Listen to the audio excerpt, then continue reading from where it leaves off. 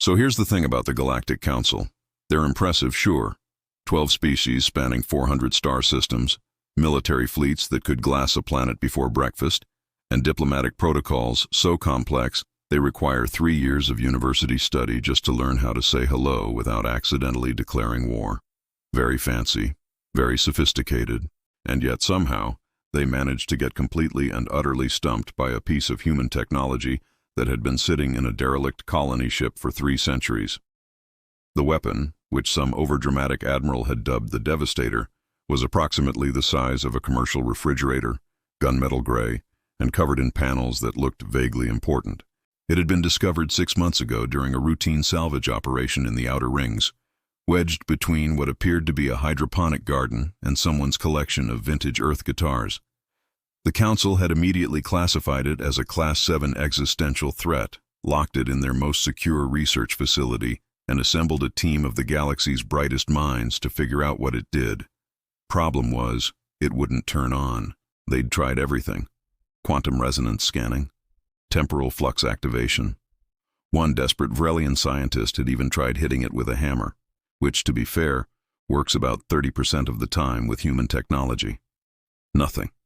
The weapon just sat there like the universe's most expensive paperweight, refusing to acknowledge that anyone was even in the room. 12 species had taken their shot at cracking it. Millions of credits had been spent on consultants, specialists, and one extremely awkward ritual involving ceremonial chanting that the Zolthran representative swore would work. It did not work. After 6 months of failure, the Council was getting desperate, which is how they ended up fishing through their database of incarcerated humans looking for someone, anyone, who might have a clue. Enter me. Cassie Brennan, professional salvage operator and current resident of Detention Block 7 on the prison moon of Carthax. I'd like to say I was arrested for something cool, like smuggling or espionage. The truth was significantly dumber. I'd stripped parts off what I thought was an abandoned yacht in the Belmont sector. Turned out it belonged to a Council diplomat who'd just parked it badly. My bad. 20 years was the sentence they'd thrown at me, which seemed excessive considering the yacht was insured and I'd only taken the good copper wiring. So when Commander Vrock showed up at my cell with an offer, I wasn't exactly in a position to negotiate. "Human Brennan," he'd said, his forearms crossed in what I assumed was the Vrelian equivalent of looking serious. "We have a proposal. You assist us with a matter of technological operation, and your sentence will be commuted." "What kind of technological operation?" I'd asked, suspicious. "Nothing good ever started with 'we have a proposal.' A human weapon. Ancient design. It refuses activation. And you think I can fix it because I'm human and I know how to hotwire a yacht? We think you can fix it because you are our last option, and we are out of ideas." At least he was honest. So that's how I ended up on a Council transport ship wearing an ankle monitor that could probably track me across dimensions heading toward a classified research facility to tinker with a weapon that had made the galaxy's best and brightest look like complete idiots. The irony wasn't lost on me. Humans had been considered the galactic equivalent of useful but slightly dim pets for the last century, ever since we'd stumbled into Council space with our outdated fusion drives and our concerning enthusiasm for explosions. Now they needed us, or at least they needed me. The universe has a weird sense of humor. The research facility was exactly what you'd expect from a paranoid military organization with unlimited funding. Blast doors every 20 meters. Armed guards who looked like they could bench press a shuttle. Sensor arrays that were probably reading my DNA, my breakfast choice from 3 days ago, and my opinion on the current political situation. Commander Vrock led me through the corridors with the enthusiasm of someone escorting a particularly unpleasant pest to an exterminator. His forearms kept twitching toward his sidearm, which I chose to interpret as nerves rather than murderous intent. Probably nerves. We entered the main research bay, and I got my first look at the team that had been failing to activate the weapon for 6 months. Dr. Quillix was a Blorvan, which meant he looked like someone had given sentience to a very judgmental pile of purple gelatin. He was currently hovering near a holographic display, muttering calculations that sounded impressive, but were probably just him complaining in scientific notation. Ensign Tarlo was younger, a Keshan with bright orange scales and the kind of eager expression that suggested he'd been watching too many human action movies. He actually waved at me when I walked in, which was adorable and deeply inappropriate, given that I was technically a prisoner. And then there was the weapon itself. It sat in the center of the room on a reinforced platform, surrounded by enough scanning equipment to reverse engineer a small moon. Up close, it looked less threatening and more like someone's art project. The panels had human lettering on them, faded but still readable. Warning labels, serial numbers, and right on the front, in printed block letters, property of Terra Colonial Defense Initiative. Unauthorized use prohibited. That's it? I said. That's the thing that's had you all stumped for half a year? Commander Vrock's arms tensed. Do not underestimate it, human. Our scans indicate power signatures consistent with planet-scale defensive systems. This device could theoretically shield an entire world from orbital bombardment. Could being the key word, since it won't turn on. Which is why you are here. I walked up to the weapon, ignoring the nervous chittering from Dr. Quillix. It was cool to the touch, the metal surface smooth except for a single handprint scanner on the side panel. Did anyone try just asking it nicely? I said. This is not a time for human sarcasm, Vrock snapped. Human sarcasm is available at all times, Commander. It's one of our best features. I tapped the panel a few times, listening to the hollow echo. Okay, so just spitballing here. Did anyone try the handprint scanner? The silence that followed was deafening. Of course we tried the scanner, Dr. Quillix burbled indignantly. Every member of every species. It rejected all biological signatures. Did you try a human handprint? More silence. You didn't try a human handprint, I said slowly. On a human weapon, with human warning labels. We assumed the technology would have adapted to universal biosignatures over 3 centuries, Quillix said defensively. Right. Because human tech is known for being adaptable and not at all stubborn and proprietary. I pressed my hand against the scanner before anyone could stop me. The weapon hummed. It was a low sound, barely audible, but it vibrated through the floor and made every alarm in the facility start screaming. Panels lit up in sequence, blue light cascading across the surface like someone was waking up after a very long nap. The holographic displays around the room went haywire, and Dr. Quillix made a sound like a balloon deflating in panic. A hologram flickered to life above the weapon. It was humanoid, masculine, wearing what looked like a military uniform from Earth's colonial era. His expression was the digital equivalent of someone who'd just been rudely awakened. Authenticated user detected, the hologram announced in a voice that sounded like it had been gargling gravel. Biometric signature, human. Finally, do you have any idea how long I've been waiting? Everyone in the room stared at me. I stared back at the hologram. Oh good, I said. It talks. The hologram crossed its arms and looked me up and down with the kind of judgmental expression usually reserved for disappointed parents or health inspectors. 317 years.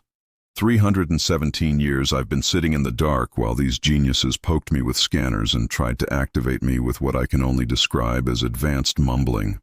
I apologize on behalf of humanity for your inconvenience, I said flatly. I'm Cassie. You are? Unit 7. Automated Defense Coordinator. And before you ask, yes, I'm sentient. No, I don't want to talk about how that happened. Yes, I'm judging all of you. Commander Vrock stepped forward, all 4 arms raised in what was probably meant to be an authoritative gesture. Unit 7. I am Commander Vrock of the Galactic Council Defense Initiative. We require your full operational capabilities immediately. There are threats to Council space that require... I'm going to stop you right there, Commander 4 Arms, Unit 7 interrupted. I don't take orders from anyone except authenticated human operators. That's literally my entire programming. So unless you've got a spare human hand to press buttons with, you're going to have to work through her. Vrock looked at me. I shrugged. Don't look so smug, Cassie, Unit 7 continued. You're not activated yet either. Just because you're human doesn't mean I'm handing over planetary defense systems to the first person who shows up. I have standards. Low standards, given that I was built by humans, but standards nonetheless.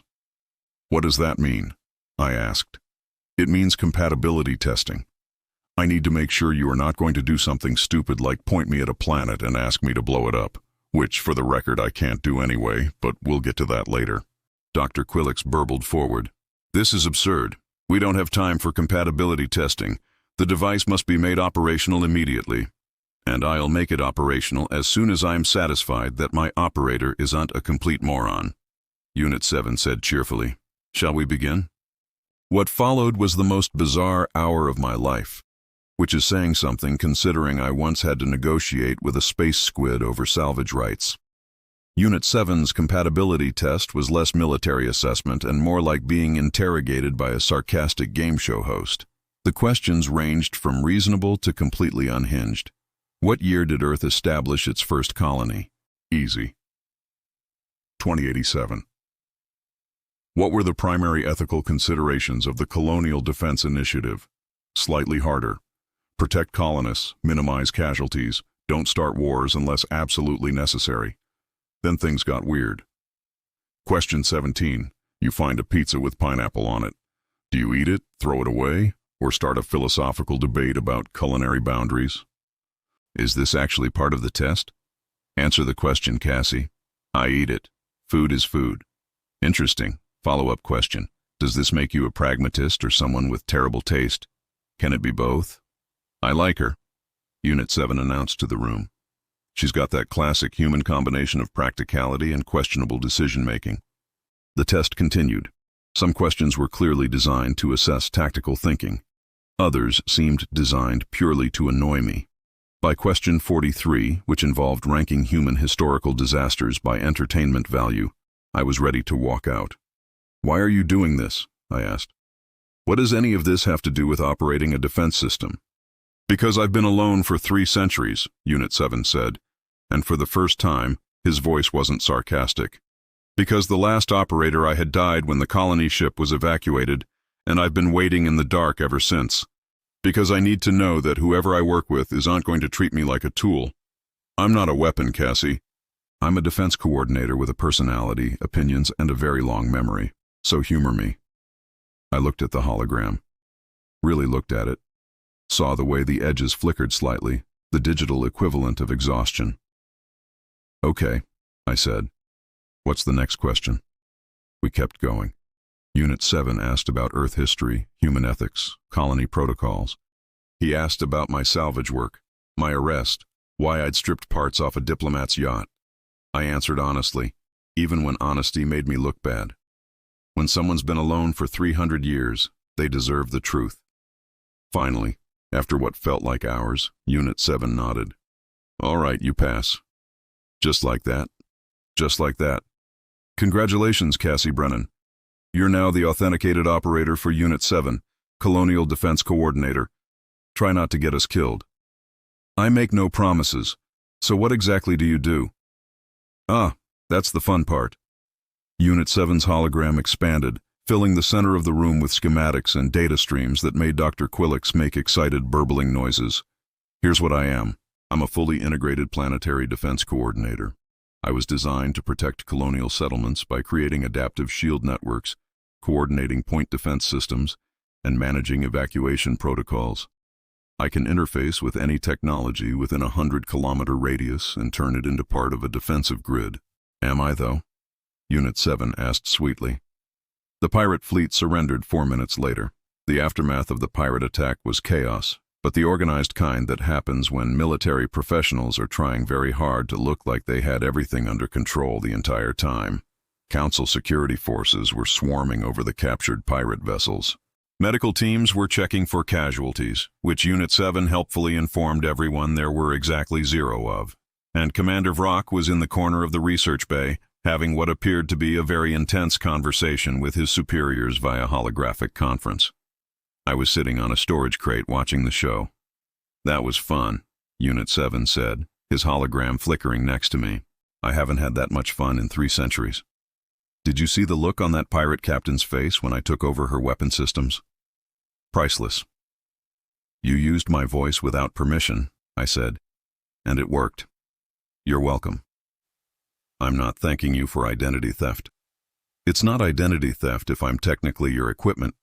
Think of it as collaborative intimidation. Dr. Quillix burbled over, looking simultaneously excited and exhausted. Unit 7, your performance was extraordinary. The tactical coordination, The system integration, the precision, I've never seen anything like it. That's because you've never seen proper colonial defense programming, Unit 7 said smugly. We were built by humans who understood that the best way to win a fight is to make sure the fight never gets to the people you're protecting. Ensign Tarlo was practically vibrating with excitement. The way you redirected their weapons fire, and the false signals, and then taking over their ships, that was just like in Battle Beyond the Stars when Captain Rodriguez— Please don't compare me to human entertainment media, Unit 7 interrupted. I have a reputation to maintain. Commander Vrock finished his conference and approached me with an expression I couldn't quite read. His forearms were relaxed, which was either a good sign or meant he was about to do something extremely official and uncomfortable. Human Brennan, he said formally. The Council has reviewed Unit 7's performance during the security breach. And? I asked. And we have concluded that while the device is not the offensive weapon we had hoped for, its defensive capabilities are beyond anything currently available to Council forces. He paused. We also conclude that humans are significantly more strategically valuable than previously assessed. Was that a compliment? Do not push your luck. Unit 7's hologram manifested between us. Here's the deal, Commander. I work with Cassie. Only Cassie. If you want my services, she comes with the package. Those are my terms. The Council is prepared to offer Human Brennan a position as official human liaison for Unit 7 operations. Vrock said stiffly. Full clearance. Council salary. Accommodations on any facility where Unit 7 is deployed. I blinked. You want to hire me? We want to ensure continued access to Unit 7's capabilities. You are the only authenticated operator. Therefore, you are necessary. What about my criminal charges? Dismissed, retroactively. We have also compensated the diplomat whose yacht you dismantled. Unit 7 leaned toward me. Take the job. The benefits are probably amazing. And I get to leave this boring facility. I'm a salvage operator, I said. I work alone. I don't do military contracts or government positions or— The salary is 200,000 Council credits annually, Vrock interrupted. Plus hazard pay. I stopped talking. Plus full medical coverage, retirement benefits, and access to Council technology for personal use, Vrock continued. We are quite motivated to secure your cooperation. 200,000 credits. That was enough to buy my own ship. A good ship. Maybe even retire before I was 60.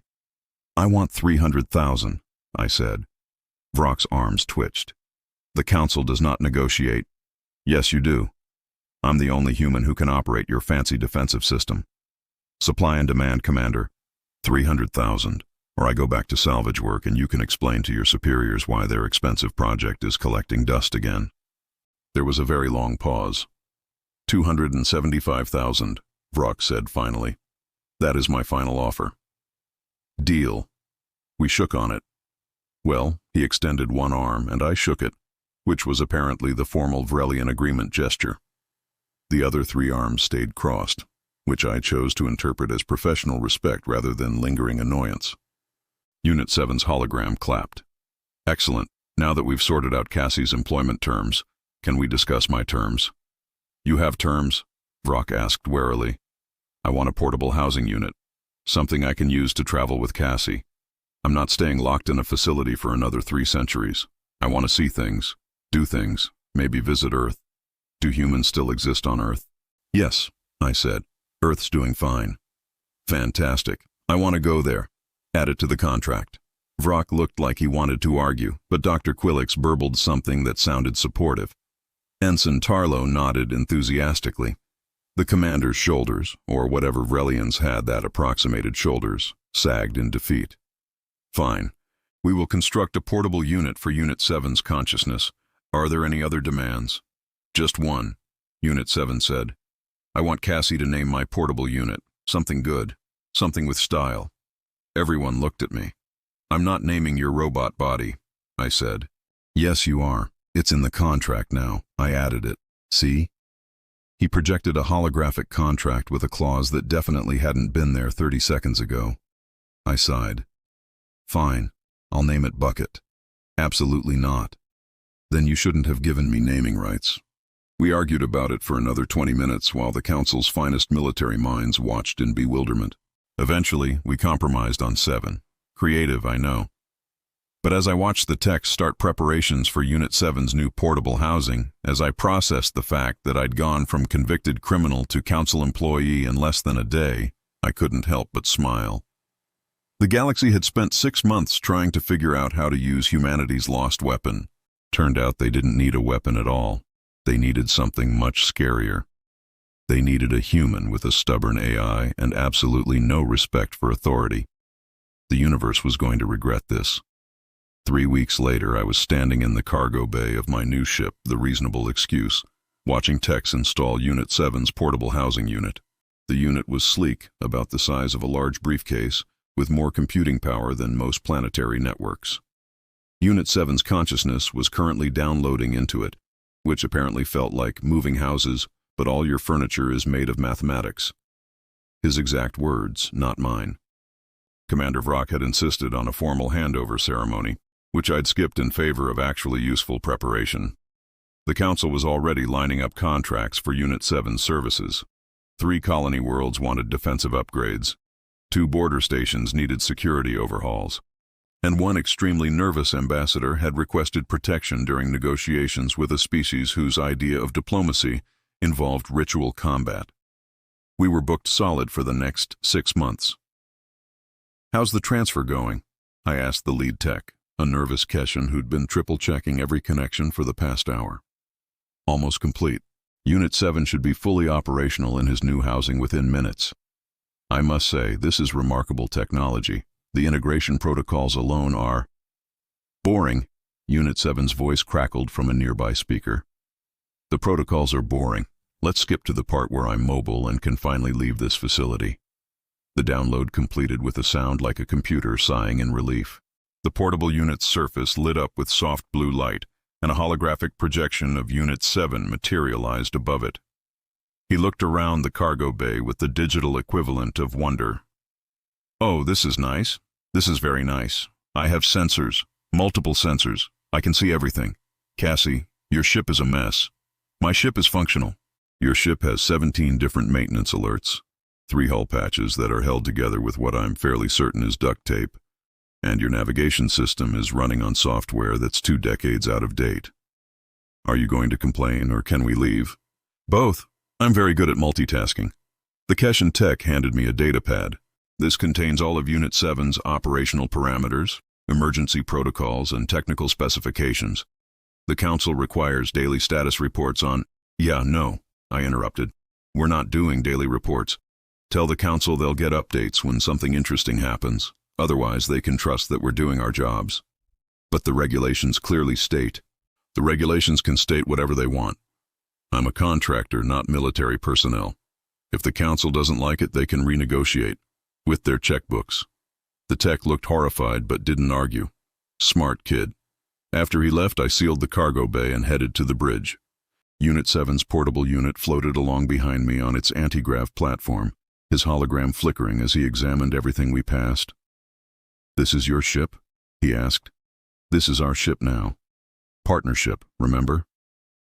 I remember agreeing to work with you. I don't remember agreeing to live in a flying salvage yard. You'll learn to love it." The bridge was small but comfortable. I'd spent the last 3 weeks upgrading systems with my new Council salary. Better sensors, improved engines, a coffee maker that didn't occasionally dispense something that smelled like burnt rubber. Luxury. I dropped into the pilot's chair and started the launch sequence. The Reasonable Excuse hummed to life around us, systems coming online one by one. Unit 7's hologram appeared in the co-pilot's seat, watching the displays with interest. "Where are we going first?" he asked. "Colony World, New Cascadia. They want defensive upgrades before the rainy season." "They have a rainy season in space?" "It's a terraformed world. Apparently the weather control systems are touchy." "Sounds exciting." "Sounds wet." We cleared the facility's docking area and entered open space. The stars stretched out before us, infinite and welcoming. Unit 7 was quiet for a moment, just watching. "Thank you," he said finally. "For what?" "For getting me out of there. For agreeing to work with me. for treating me like a person instead of a piece of equipment. You are a person. A really annoying person with questionable taste and compatibility tests, but still a person. I'm going to take that as a compliment. You probably shouldn't. We flew in comfortable silence for a while. Behind us, the council facility shrank into the distance. Ahead of us, the first jump point glowed on the navigation display. Cassie? Unit 7 said. Yeah? The council is terrified of us. I know. They spent 6 months trying to find a weapon, and instead they got a partnership between a human salvage operator and an AI that won't follow orders. That about sums it up. They're going to regret hiring you. Probably. Unit 7's hologram grinned. This is going to be fun. I grinned back. Yeah, it is. The thing is, the Galactic Council had made a mistake. Not in hiring me exactly, though that was definitely questionable judgment. Their mistake was assuming that humanity's value came from our weapons, that our contributions to the galaxy would be measured in firepower and destruction. But that's never been what humans were good at. We're good at surviving, at adapting, at looking at impossible situations and finding the one angle nobody else thought of. We're good at making friends with broken things and convincing them they're worth something. We're good at being too stubborn to quit, even when quitting would be the smart choice. And apparently we're really good at forming partnerships with ancient AIs who just want someone to talk to. The council wanted a weapon. What they got was something much more dangerous. They got a human who didn't know when to shut up and an AI who'd been alone too long.